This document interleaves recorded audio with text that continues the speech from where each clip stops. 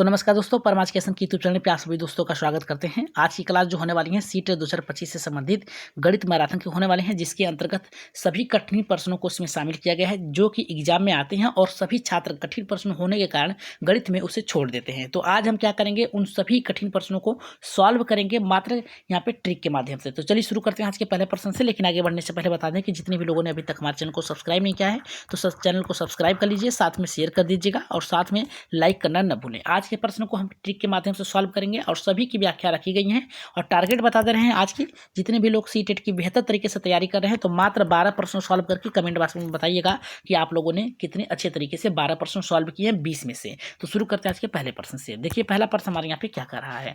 तो पहला प्रश्न हमारा कर रहा है कि गणित शिक्षण में संवहनीय अधिगम यानी ट्रांसफर ऑफ लर्निंग का अर्थ क्या होता है। तो पहला हमारा कह रहा है कि केवल परीक्षा में अच्छे अंक प्राप्त करने के लिए, दूसरा कह रहा है कि सीखे गए कौशल और ज्ञान को नए संदर्भों में लागू करना, और तीसरा कहा कि केवल रट कर उत्तर देना, और चौथा कहा कि केवल कक्षा में सिखाए गए उदाहरणों को हल करना। देखिए जहां पर भी केवल शब्द हो उसे आप काट दीजिएगा, ये है आपका नेगेटिव पॉइंट। हमने कहा है कि हम सभी प्रश्नों को ट्रिक के माध्यम से सॉल्व करेंगे, तो इसका राइट आंसर जितने भी लोगों का आया है यहाँ पे दूसरा ऑप्शन एकदम राइट होगा। आइए इसकी व्याख्या है उसको भी देख लेते हैं, फिर इसके बाद नेक्स्ट प्रश्न पे आगे बढ़ेंगे। यहाँ पे देखिए क्या कर रहा है व्याख्या के अंतर्गत, यहाँ पे बताया गया है कि संवहनी अधिगम का अर्थ क्या होता है। जो छात्रों को कक्षा में सिखाते हैं वे उसे नए और विभिन्न परिस्थितियों में भी लागू कर सकते हैं। उदाहरण के लिए यदि कोई छात्र जोड़ और घटाव को समझ सकता है तो वह इसे अपने वास्तविक जीवन में, जैसे कोई सामान खरीद रहा है उससे संबंधित इसे क्या कर सकता है, इसका प्रयोग कर सकता है। आगे बढ़ रहे हैं यहाँ पे नेक्स्ट प्रश्न पे। नेक्स्ट प्रश्न देखिए बहुत ही बेहतर है। क्या कर रहा है कि किस शिक्षण विधि में छात्र स्वयं खोज करके एवं नए गणितीय नियमों को सीखता है। तो पहला करा है अनुकरण विधि, दूसरा करा है व्याख्यान विधि, तीसरा करा है कि अन्वेषण विधि, चौथा करा है कि पुनरावृत्ति विधि। तो राइट आंसर यहाँ पे किसके साथ जाएगा। अगर हम बात करें दूसरे प्रश्न की, तो दूसरा प्रश्न हमारा देखिए क्या कर रहा है, इसका राइट आंसर जाएगा अन्वेषण। अन्वेषण में होता है खोज, ह्यूरिस्टिक होता है, तार्किक होता है, जिसके अंतर्गत बालक क्या करता है, नए नए चीजों को सीख लेता है। तो राइट आंसर यहाँ पे जितने भी लोगों का आया ऑप्शन नंबर यहाँ पे तीसरा आया एकदम सही होगा। तो चलिए आगे बढ़ते हैं यहाँ पे नेक्स्ट प्रश्न पे। लेकिन इसकी व्याख्या क्या है उसको भी देख लेते हैं। इसकी व्याख्या के अंतर्गत ये दिया गया है कि अन्वेषण विधि शिक्षक केवल क्या करता है, मार्गदर्शक की भूमिका निभाता है और छात्र स्वयं यहाँ पे कह रहा है कि प्रयोगों, समस्याओं और गणितीय पैटर्न के निरीक्षण करके सिद्धांतों को खोजते हैं, और यह विधि बच्चों में तार्किक आलोचनात्मक सोच को विकसित करने में सहायक होती है। तो ये था आपका दूसरा प्रश्न। आगे बढ़ रहे हैं यहाँ पे तीसरे प्रश्न पे। तीसरा प्रश्न देखिए हमारा क्या कह रहा है कि संख्यात्मक बोध यानी कह रहा है कि नंबर सेंस का मुख्य उद्देश्य क्या है। तो पहला हमारा यहाँ पे कह रहा है कि केवल, देखिए हमने कहा है केवल शब्द जहां पर आए उसे काट दीजिएगा। कह रहा है गणितीय सूत्रों को रटना, देखिए रटने की बात किया है, ये भी आप काट दीजिएगा। कह रहा है संख्याओं और उसकी विशेषताओं को समझने की क्षमता विकसित करना, यही ऑप्शन आपका क्या होगा, राइट होगा। यहाँ पे कहा है केवल शब्द, इसे भी काट दीजिएगा। जितने भी लोगों का ऑप्शन नंबर 3 आया है यहाँ पे तीसरे का एकदम करेक्ट होगा। इसकी व्याख्या क्या है उसको भी देख लेते हैं। व्याख्या के अंतर्गत यह बताया गया है कि संख्यात्मक बोझ का तात्पर्य होता है संख्याओं की प्रकृति और उसके आपसी संबंध की दैनिक यहाँ पे जीवन की उपयोगिता को समझने के लिए, यह बच्चों की संख्या प्रणाली, जोड़ घटाव गुणा भाग आदि दक्ष बनाने के लिए गणितीय सोच को विकसित करता है। तो ये था आपका तीसरा प्रश्न। आगे बढ़ रहे हैं यहाँ पे चौथे प्रश्न पे। चौथा प्रश्न देख लेते हैं क्या कह रहा है हमारा। चौथा प्रश्न ये कह रहा है कि यदि एक बच्चा गणितीय समस्याओं को हल करने में कठिनाई महसूस करता है तो शिक्षक को क्या करना चाहिए। तो पहला हमारा देखिए क्या कर रहा है, उसे अधिक गृह कार्य देना चाहिए। देखिए गृह कार्य तो नहीं दे सकते आप, अधिक गृह कार्य नहीं देंगे, उतना ही कार्य कराए जितना आपने पढ़ाया है। कराए नेक्स्ट कराए कि उसे डांटना और अनुशासन सिखा। देखिए डांटना एक निगेटिव शब्द है, अनुशासन सिखा सकते हैं लेकिन यहाँ पे डांटना निगेटिव वर्ड है। और यहाँ पे तीसरा कराए वैकल्पिक शिक्षण विधि अपनाकर समस्या का हल निकालना चाहिए। वैकल्पिक मतलब कई तरीकों से क्या करें, उसकी पहचान करें और क्या करना है उसे सिखाने का प्रयास करें। तो राइट आंसर यहाँ पे ऑप्शन नंबर यहाँ पे तीसरा आया है, जितने लोगों का एकदम करेक्ट होगा। आइए इसकी व्याख्या देख लेते हैं क्या कर रहा है चौथे का व्याख्या ये कह रहा है हमारा, हर छात्र के सीखने की गति और समझने की क्षमता अलग अलग होती है। सही है कि हर एक बालक अपने में क्या होता है कि सक्षम होता है कुछ नई नई चीजों को सीखने में। यदि किसी छात्र की कठिनाई हो रही है तो शिक्षक को चित्रों और खेलों, गतिविधि, समूह चर्चा जैसी विभिन्न शिक्षण विधियों का प्रयोग करना चाहिए ताकि वे आसानी से सीख सकें। तो आइए आगे बढ़ते हैं यहाँ पे नेक्स्ट प्रश्न पे। नेक्स्ट प्रश्न देखिए हमारा यहाँ पे पांचवा प्रश्न क्या कर रहा है। पांचवा हमारा ये कर रहा है कि शिक्षार्थी में गणितीय चिंतन मैथमेटिक थिंकिंग विकसित करने के लिए सबसे अच्छा यानी प्रभावी तरीका कौन सा हो सकता है? तो पहला करा कि उनने केवल गणितीय सूत्र सूत्र रटाने की बात कर रहा है, केवल शब्द दिया है तो काट दीजिए।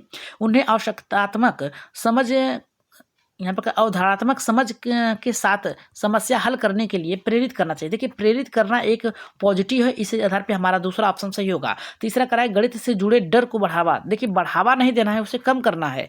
केवल शब्द दिया है परीक्षा में पास करने के लिए, ये भी आपका गलत है। देखिए, आज हम क्या करेंगे, सभी प्रश्नों को ट्रिक के माध्यम से सॉल्व करेंगे और ट्रिक यही है कि टैग वर्ड लगाएंगे और ऑप्शन सभी को सही करेंगे। तो ऑप्शन नंबर यहाँ पे जितने भी लोगों का यहाँ पे आया है दूसरा यानी बी ऑप्शन एकदम सही होगा। इसकी व्याख्या क्या है उसको भी देख लेते हैं। व्याख्या के अंतर्गत ये बताया गया है कि गणितीय चिंतन का विकास तब होता है जब यहाँ पे छात्र या फिर बच्चा केवल रटने की बजाय अवधारणाओं को गहराई से समझते हैं। गहराई से समझने का मतलब ये है कि यहाँ पे तार्किक सोच विकसित करते हैं, उन्हें विभिन्न समस्याओं को लागू कर सकते हैं। इसके लिए शिक्षक को व्यवहारिक उदाहरण, प्रयोग और गतिविधियों का उपयोग करना चाहिए ताकि बालक अधिक तर्कात्मक सोच को विकसित कर सके। आगे बढ़ रहे हैं यहाँ पे नेक्स्ट प्रश्न पे, जो कि बहुत ही बेहतर है। ये कह रहा है हमारा यहाँ पे, ये कह रहा है कि गणित शिक्षण में यहाँ पे कह रहा है कि कॉम्पिटिटिव में का उपयोग क्या होता है या फिर कह सकते हैं इसका प्रयोग क्या है। पहला कह रहा है कि छात्र स्वयं, कह रहा है कि छात्र स्वयं अपने ज्ञान का निर्माण करता है। दूसरा कह रहा है हमारा यहाँ पे शिक्षक छात्रों को रटने के लिए प्रेरित करता है। रटना दिया है, ऑप्शन नंबर गलत है। शिक्षक सभी जानकारी सीधे प्रदान करता है, सीधे नहीं याद रखिएगा, केवल शब्द दिया है, ये भी आपका गलत होगा। तो केवल शब्द यहाँ पे पहला हमारा सही होगा, ऑप्शन नंबर ए, छात्र स्वयं अपने ज्ञान का निर्माण कर सकते हैं, यह आपका ऑप्शन नंबर सही होगा, यानी ऑप्शन नंबर पहला आपका सही होगा। आगे बढ़ रहे हैं यहाँ पे इसके व्याख्या के बारे में देख लेते हैं। व्याख्या के अंतर्गत क्या दिया गया है, व्याख्या के अंतर्गत ये दिया गया है कि कंट्रास्टिक्टिज्म का एक शिक्षण सिद्धांत है जिसमें छात्र अपने अनुभवों को क्या करता है और खोजों के आधार पर नए ज्ञान का निर्माण करता है। इसमें शिक्षक क्या करता है, केवल मार्गदर्शन की भूमिका निभाता है और छात्र सक्रिय रूप से संज्ञानात्मक प्रक्रियाओं में भाग लेते हैं। तो ऑप्शन नंबर ए आपका सही था, यानी पहला ऑप्शन सही था। आगे बढ़ रहे हैं यहाँ पे नेक्स्ट प्रश्न पे। नेक्स्ट प्रश्न है हमारा यहाँ पे सातवां करा है बच्चों में गणित के प्रति रुचि जगाने के का सबसे अच्छा तरीका कौन सा है। तो पहला करा है कि उन्हें अधिक गृह कार्य, देखिए उन्हें अधिक गृह कार्य नहीं देंगे, उतना ही गृह कार्य दें जितना वो सीखने में सक्षम हो। दूसरा करा है गणित को खेल और गतिविधि के माध्यम से पढ़ाना, देखिए एकदम सही है। राइट आंसर आपका जितने लोगों का बी ऑप्शन आया एकदम सही होगा। तीसरा करा है कि कठिन प्रश्न देकर उनकी क्षमताओं को चुनौती देना, नहीं, यह ऑप्शन आपका क्या होगा, गलत होगा। उन्हें दंड देना, दंड तो एकदम निगेटिव वर्ड है, जितने भी लोगों का बी ऑप्शन आया एकदम करेक्ट होगा। आइए इसकी व्याख्या देख लेते हैं। व्याख्या के अंतर्गत यहाँ पे क्या बताया गया है। व्याख्या के अंतर्गत बताया गया कि जब गणित को रोचक खेलों, पहेलियों और समूह गतिविधियों और दैनिक जीवन के उदाहरणों के माध्यम से सिखाया जाता है तब बच्चों में उससे अधिक रुचि लेते हैं और सीखने की प्रक्रिया आनंददायी होते हैं। जैसे क्या कहें कि हमने आपको 10 रुपये दिए, आपको मार्केट से कल ऐसी चीज़ें लाना है जो बराबर बराबर लोगों में बांटनी है। तो बालक जाएगा टॉफ़ी लेगा, क्या लेगा, टॉफ़ी लेगा और कुछ सामान और लेगा और कहेंगे आप सभी को बराबर बराबर भागों में बांटो। तो मान लीजिए 5 बच्चे हैं, पाँचों को बराबर बराबर 10 टॉफियाँ देनी है, तो क्या करेगा, 2-2 टॉफियों को हर एक व्यक्ति को या फिर एक बच्चे को देगा। तो इससे कहेंगे कि देखो आपने 2-2 दिया। यानी जोड़ का भी यहाँ पे आप यहाँ पे क्रम सिखा सकते हैं, घटाना का भी सिखा सकते हैं, गुणे का भी। तो आगे बढ़ते हैं, भाग का भी यहाँ पे क्रम आप सिखा सकते हैं। नेक्स्ट प्रश्न आपका गणितीय संकल्पनाओं को स्पष्ट करने के लिए सबसे अच्छा तरीका कौन सा है। तो यहाँ पे देखिए क्या कर रहा है, पहला केवल पाठ्य पुस्तक पढ़ाना, देखिए ये केवल शब्द जहाँ पर भी आए उसे आप काटिएगा। अमूर्त यानी अब्स्ट्रैक्टिव तरीकों का उपयोग करना। तीसरा करा कि दृश्य सहायता विजुअल एड्स, और यहाँ पे कह रहा है कि एड्स, और यहाँ पे कह रहा है कि ठोस वस्तु यानी कह रहा है कि कॉन्ट्रैक्ट और ऑब्जेक्ट को उपयोग करना। और चौथा कह रहा है कि छात्रों को सीधे उत्तर बता देना। तो इसका राइट आंसर यहाँ पे किसके साथ जाएगा। अगर हम बात करें यहाँ पे दृश्य सहायक और ठोस वस्तुओं का क्या करना, उपयोग करना। राइट आंसर यहाँ पे तीसरा आपका सही होगा। जितने भी लोगों का ऑप्शन नंबर 3 आया है एकदम करेक्ट होगा। आइए इसकी व्याख्या क्या है उसको भी देख लेते हैं। व्याख्या के अंतर्गत ये बताया गया है कि दृश्य सहायक जो है और ठोस वस्तु जो है इसका उपयोग करने से क्या होता है, बालक में जैसे मोतीमाला जो होती है, बॉक्स होता है, मॉडल होता है, गणितीय सामग्री होती है, अन्य दृश्य सामग्रियों का उपयोग करके बालक में अमूर्त चिंतन का प्रयोग यहाँ पे स्पष्ट किया जा सकता है। आगे बढ़ रहे हैं यहाँ पे नेक्स्ट प्रश्न पे। नेक्स्ट प्रश्न देखिए क्या कर रहा है। नेक्स्ट प्रश्न हमारा ये कर रहा है कि अभ्यास और पुनरावृत्ति किस प्रकार की अधिगम तकनीक है। तो पहला करा है कि खोज परक अधिगम, दूसरा करा है कि क्रियाकलाप अधिगम, तीसरा करा है ड्रिल विधि और चौथा करा है कि संज्ञानात्मक अधिगम। तो राइट आंसर यहाँ पे किसके साथ जाएगा। अगर हम बात करें इसकी, तो इसके जो राइट आंसर जाएगा आपका ड्रिल विधि के अंतर्गत जाएगा। आइए इसकी व्याख्या देख लेते हैं। इसकी व्याख्या के अंतर्गत यहाँ पे क्या कहा है। व्याख्या के अंतर्गत कहा गया है कि ड्रिल विधि गणितीय प्रक्रियाओं और गणनाओं के अभ्यास के लिए उपयोगी माना जाती है ताकि छात्र तेजी से सटीक हल कर सके, सीख सके, हल को करना सीख सके और विशेष रूप से पहाड़ी जोड़ घटाव गुणा भाग आदि के अभ्यास में सहायक होता है। ये आगे बढ़ रहे हैं यहाँ पे नेक्स्ट प्रश्न पे। नेक्स्ट देख लीजिए क्या कर रहा है हमारा। नेक्स्ट हमारा ये कह रहा है कि गणित में समस्या समाधान कौशल विकसित करने के लिए क्या आवश्यक है। पहला कह रहा है कि केवल सूत्र याद कराना, गलत है। प्रत्येक समस्या का उत्तर तुरंत बता देना, ये भी गलत है। समस्या के विभिन्न समाधान खोज करने के लिए प्रेरित करना। राइट आंसर ऑप्शन नंबर यहाँ पे सी, जितने भी लोगों का यानी तीसरा ऑप्शन एकदम सही होगा। इसकी व्याख्या क्या है उसको देख लेते हैं। व्याख्या के अंतर्गत क्या बताया गया है। व्याख्या के अंतर्गत बताया गया है कि समस्या समाधान कौशल विकसित करने के लिए छात्रों को अलग अलग तरीकों से सोचने, अनुमान लगाने और तर्क करने के लिए प्रेरित किया जाना चाहिए। इससे तार्किक क्षमता क्या होता है, गणितीय सोच का विकास होता है। नेक्स्ट प्रश्न पे आगे बढ़ते हैं। नेक्स्ट प्रश्न देख लेते हैं क्या कह रहा है। नेक्स्ट प्रश्न हमारे यहाँ पे कह रहा है कि गणितीय अधिगम के दौरान त्रुटियों, कह रहा है कि एरर को कैसे देखा जाना चाहिए। पहला कह रहा है कि छात्रों को डांट कर सुधारना चाहिए, नहीं। उन्हें अनदेखा करना चाहिए, नहीं। उन्हें सीखने की प्रक्रिया का हिस्सा मानकर सुधार करना चाहिए। एकदम सही आपका राइट आंसर यहाँ पे होगा। ऑप्शन नंबर यहाँ पे तीसरा, जितने भी लोगों का आया एकदम करेक्ट होगा। देखते हैं इसकी व्याख्या के अंतर्गत क्या दिया गया है। व्याख्या के अंतर्गत ये दिया गया है कि त्रुटियों बच्चों की सीखने, याद रखिएगा, सीखने की प्रक्रिया का एक महत्वपूर्ण अंग होता है। शिक्षक को यहाँ पे छात्रों की गलतियों को विश्लेषण करके उसकी सोच को समझना चाहिए और उन्हें सही दिशा या फिर मार्गदर्शन दिखाना चाहिए। आगे बढ़ रहे हैं यहाँ पे नेक्स्ट प्रश्न पे। नेक्स्ट प्रश्न हमारा कह रहा है यहाँ पे 12वां कह रहा है कि गणित को अधिक सार्थक बनाने के लिए कौन सा तरीका प्रभावी है। पहला कह रहा है कि गणित को रोजमर्रा की जिंदगी से जोड़ना। दूसरा कह रहा है कि केवल पुस्तकों पर निर्भर करना। तीसरा कह रहा है जटिल गणनाएं करना। चौथा कह रहा है कि अधिक क्षमता यहाँ पे परीक्षाएं लेना। इसका उत्तर आप लोग कहाँ देंगे, कमेंट बॉक्स में देंगे और देखते हैं इसका आंसर कितने लोगों का यहाँ पे कमेंट बॉक्स में आता है और कितने बेहतर तरीके से आता है इसका आंसर। इसका आंसर कौन सा सही होगा, पहला सही होगा, दूसरा सही होगा, तीसरा सही होगा या फिर चौथा। इसका आंसर आप लोग कमेंट बॉक्स में बताइएगा। आगे बढ़ते हैं यहाँ पे नेक्स्ट प्रश्न पे। नेक्स्ट प्रश्न हमारा जो है यहाँ पे 13 का ये कह रहा है हमारा यहाँ पे बच्चों में स्थानिक बुद्धि, कह रहा है कि स्थानिक बुद्धि विकसित करने के लिए कौन सा गतिविधि उपयुक्त होगा। पहला कह रहा है कहानी सुनाना। दूसरा कह रहा है चित्र बनाना और ज्यामितीय आकारों का विश्लेषण करना। तीसरा कह रहा है कि केवल अंकगणित पढ़ाना। केवल शब्द दिया है, काट दीजिएगा। चौथा कह रहा है कि केवल सब समस्याओं को हल करना। तो राइट आंसर यहाँ पे किसके साथ जाएगा, जल्दी से कमेंट कर दीजिए। देखिए इसका राइट आंसर जाएगा चित्र बनाना और ज्यामितीय आकारों का विश्लेषण करना, कि कौन सा सही है, कैसे करना चाहिए, ये सब बातों पर हमें अधिक ध्यान देना चाहिए। तो आइए इसकी व्याख्या क्या है उसको देख लेते हैं।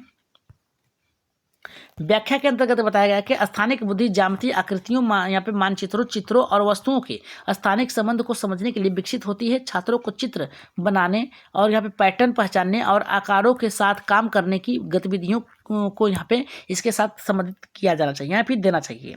आगे बढ़ रहे हैं यहाँ पे नेक्स्ट प्रश्न हमारा है।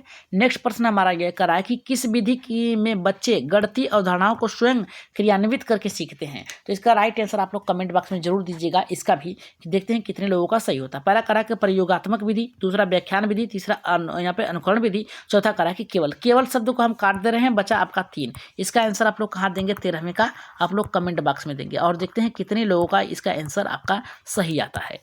चलिए आगे बढ़ते हैं यहाँ पे नेक्स्ट प्रश्न पे। नेक्स्ट प्रश्न देखिए क्या कर रहा है। नेक्स्ट प्रश्न हमारा कह रहा है कि गणितीय संकल्पनाओं को दीर्घकालीन स्मृति में बनाए रखने के लिए सबसे उपयुक्त तरीका क्या है। पहला कह रहा है कि पहला हमारा कह रहा है कि केवल परीक्षा के लिए पढ़ाना, गलत है। अवधारणाओं को बार बार दोहराना और यहाँ पे व्यवहारिक प्रयोगों से जोड़ना, एकदम राइट आंसर होगा आपका। जितने भी लोगों का एकदम आया है यहाँ पे दूसरा ऑप्शन एकदम सही होगा। कह रहा है कि केवल नोट्स बनवाना, गलत है।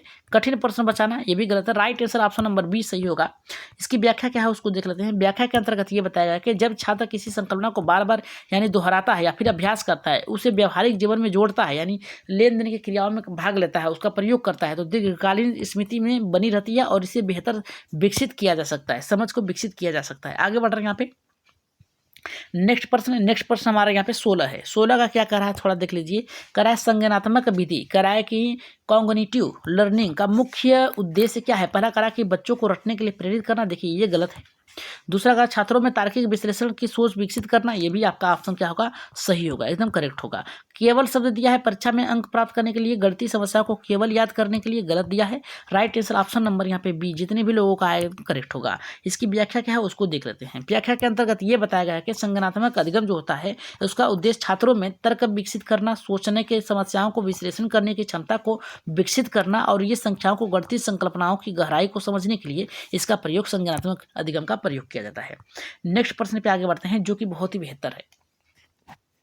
ये करा है गणित की कक्षा में समूह चर्चा, करा कि ग्रुप डिस्कशन का क्या लाभ होता है। तो पहला करा कि केवल समय व्यतीत करना, ये देखिए केवल शब्द दिया है, काट दीजिए। केवल तेज छात्रों को लाभ पहुंचाना, ये भी ऑप्शन गलत होगा। छात्र अपनी सोच को स्पष्ट और तार्किक रूप से व्यक्त करना सीखते हैं, एकदम सही होगा। देखिए आज हम लोग क्या कर रहे हैं, बहुत ही अच्छे तरीके से सॉल्व कर रहे हैं सभी प्रश्नों को, क्योंकि आज हम लोग टैग वर्ड का प्रयोग करके सीख रहे हैं। तो इसका राइट आंसर तीसरे के साथ जाएगा। इसकी व्याख्या क्या है उसको देख लेते हैं। व्याख्या के अंतर्गत देखिए क्या दिया गया है कि समूह चर्चा के माध्यम से छात्र अपने विचार साझा कर सकते हैं, नए दृष्टिकोण समझ सकते हैं और अपनी गणितीय सोच को स्पष्ट कर सकते हैं। यह गहराई, यह सहकारी अधिगम के लिए बढ़ावा देता है और समस्या समाधान की यहाँ पे क्षमता को विकसित करता है। नेक्स्ट प्रश्न पे आगे बढ़ रहे हैं। नेक्स्ट प्रश्न देखिए क्या कह रहा है हमारा, यदि कोई बच्चा गणितीय समस्या को हल करने के लिए बार बार असफल हो रहा है तो शिक्षक को क्या करना चाहिए। पहला कह रहा है उसे अधिक होमवर्क देना चाहिए, गलत है। उसे कक्षा से बाहर कर देना चाहिए, बाहर नहीं करेंगे, गलत है। उसकी कठिनाई को समझकर उसे व्यक्तिगत सहायता देंगे, सही बात है। कि क्या कारण है कि वो समझ नहीं पा रहा है, किस कारण से वो क्या हो रहा है, असफल हो रहा है, इसकी जांच करेंगे। फिर इसके बाद हम नए प्रयोग करके उसे सिखाने का प्रयास करेंगे, उसे गणित से दूर रखने के लिए सलाह देंगे। देखिए नहीं, गलत होगा। आपकी व्याख्या क्या है उसको देख लेते हैं। व्याख्या के अंतर्गत ये दिया गया है कि हर बच्चे की सीखने की क्षमता अलग अलग होती है। यदि कोई छात्र गणितीय समस्या को हल करने के लिए असफल हो रहा है तो शिक्षक को क्या करना चाहिए, उसे अलग से समझाना चाहिए और उसे वैकल्पिक शिक्षण विधियों की, जैसे खेल गतिविधियों का मॉडल का उपयोग माध्यम से के द्वारा सिखाना चाहिए। आगे बढ़ रहे हैं। यहाँ पे नेक्स्ट प्रश्न है। नेक्स्ट प्रश्न हमारा कह रहा है गणितीय अवधारणाओं को वास्तविक जीवन से जोड़ने का सबसे प्रभावी तरीका कौन सा है। तो पहला हमारा कह रहा है कि गणितीय समस्याओं को केवल शब्द दिया है, काट दीजिए, परीक्षा के लिए हल करना चाहिए, गलत है। दूसरा कह रहा है कि छात्रों को फिर दिया है केवल किताबों से प्रश्न हल करने के लिए, ये भी काट दीजिए। तीसरा कह रहा है कि यहाँ पे गणित को रोजमर्रा की समस्या की गतिविधियों से जोड़ना चाहिए, एकदम सही है। जितने भी लोगों का आया है यहाँ पे ऑप्शन नंबर यहाँ पे तीसरा एकदम करेक्ट होगा। कठिन गणनाओं को बिना समझाए हल करना, समझाना तो चाहिए। राइट आंसर यहाँ पे जितने भी लोगों का आया है यहाँ पे सी ऑप्शन एकदम सही होगा। आगे बढ़ रहे हैं यहाँ पे नेक्स्ट प्रश्न पे। यहाँ पे इसकी व्याख्या है उसको देख लेते हैं। व्याख्या के अंतर्गत दिया गया है जब छात्र समस्या हल करने के लिए गणित दैनिक जीवन में कैसे उपयोग होती है, ये सभी अधिक रुचि तर्कसंगत रूप से सीखते हैं। तो उदाहरण के लिए यदि कोई खरीदारी करते समय कीमतों को गणना, समय संबंधी प्रबंधन, खेलों के स्कोर को गणना कर लेता है तो ये क्या होता है, यहाँ पे इसकी रोजमर्रा की जिंदगी से जोड़कर पढ़ाना चाहिए। आगे बढ़ रहे हैं। यहाँ पे नेक्स्ट प्रश्न है जो कि बहुत ही बेहतर प्रश्न है। ये करा है कि गणितीय अभिक्षमता को बढ़ाने के लिए शिक्षक को क्या करना चाहिए। मैथमेटिक कह रहा है कि एप्टीट्यूड कह रहा है कि बढ़ाने के लिए क्या करना चाहिए। पहला कह रहा है कि छात्रों को कठिन प्रश्न देकर दबाव बनाना चाहिए। दूसरा कह रहा है कि केवल शब्द दिया है, काट दीजिए। यहाँ पे कठिन प्रश्न को दबाव बनाने की बात कर रहा है, काट दीजिए। पहली तर्कसंगत प्रश्न और खेलों के माध्यम से सिखाना चाहिए, एकदम राइट आंसर होगा। जितने भी लोगों का ऑप्शन नंबर यहाँ पे तीसरा आया एकदम करेक्ट होगा। यहाँ पे चौथा कह रहा है गणितीय गलतियों को कठोर दंड, देखिए दंड देना यहाँ पे आपका क्या है, नेगेटिव है।